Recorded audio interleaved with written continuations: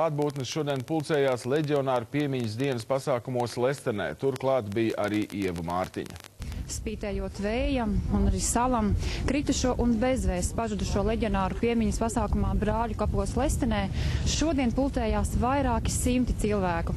Tajā skaitā bijušie leģionāri, viņa tuvākie un arī politiķi. Netālu no Lestenes smagās kaujās krita tūkstošiem leģionāru. Kā daudzus gadus, arī šodien par godu kritušo piemiņai likti ziedi, teiktas uzrunas un dziedātas dziesmas Lestenes kapos.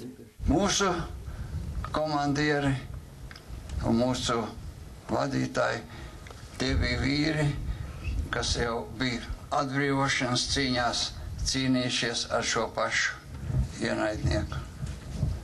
Viņi mums aicināja cīņā, un mēs ar to darījām, lai aizstāvētu savu valsti, savu tautu.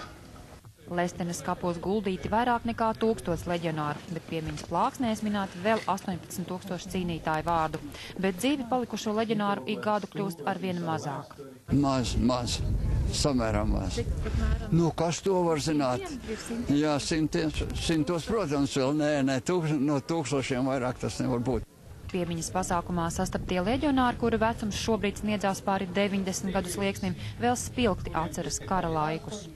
Karš jau bija kāds interesants, es biju pie Lielgabala un šāvām un lādēju un šauju, bet kad beidzās karš, nu tad aizveda tur būs 4000 vienā ešalonā. Vienam krievam, kas bija tur tādā pagrabiņš, tāds bija ar uzbērumu, nu kāds jau pagrabs laukos, ja?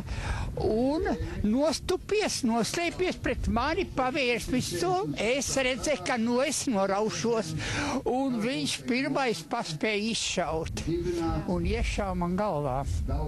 Piemiņas pasākums Lestenē, kuru uzraudzīja vairāki policisti, kā ik gadu noritēja mierīgi un bez protestētāju klātbūtnes. Ieva Mārtiņa, Raids Valters, LNT.